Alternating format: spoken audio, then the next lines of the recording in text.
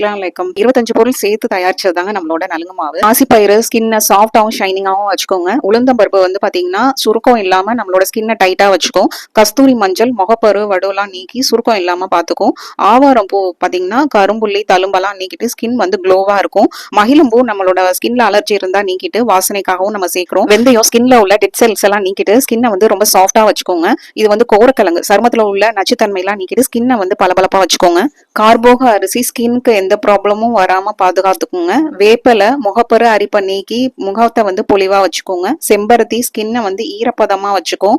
அரிசி வந்து சருமத்தில் உள்ள சுருக்கங்களை நீக்கோங்க, டைட்டா வச்சுக்கும். வசம்பு ஜாதிக்காய் அதிமதுரம் இதெல்லாம் நம்ம சேர்த்து யூஸ் பண்றப்ப முகப்பரு மற்றும் தழும்பெல்லாம் போயிருங்க.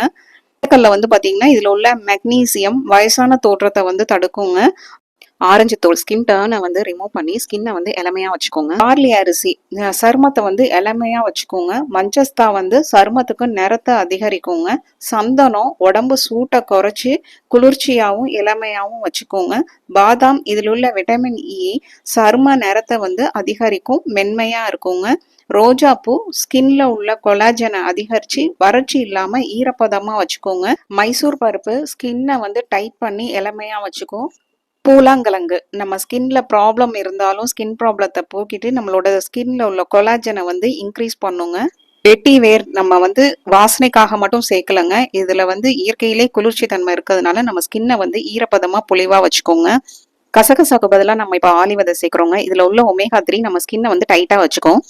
இந்த என்ன பெனிஃபிட்னு சொல்லி பார்த்தீங்கன்னா ஸ்கின்னோட கலரை வந்து உங்களுக்கு இன்க்ரீஸ் பண்ணுங்க, கலர் கொடுக்கும். இது மட்டும் இல்லாமல் இளமையா இருக்கும் ஸ்கின்னு, சுருக்கம் எதுவும் வராமல் பாதுகாத்துக்கும். ஸ்கின் ப்ராப்ளம் எதுவாக இருந்தாலும் உங்களுக்கு வந்து போயிடும். ஸ்கின் ப்ராப்ளம் வராமலும் நம்மளுக்கு வந்து சேஃபாக இருக்குங்க. இது வந்து வெயில் காலத்தில் வேர்வை ஸ்மெல் இருக்காது. இது மட்டும் இல்லாமல் உங்களுக்கு இந்த இதை யூஸ் பண்ணிட்டு நீங்கள் வெளியே போகிறப்ப வெயில்னால வர எரிச்சல் வெயில் கட்டி அதெல்லாம் எதுவுமே வராது. உங்களுக்கு இருந்தாலும் இதை யூஸ் பண்ணுறப்ப உங்களுக்கு போயிருங்க. நம்மளோட நலுங்கு மாவு எப்படி யூஸ் பண்ணுறது அப்படின்றத நான் உங்களுக்கு காமிக்கிறேன். இது தேவையான அளவு எடுத்து ஒரு 10 to 20 நிமிஷம் ஊற வச்சிடணுங்க.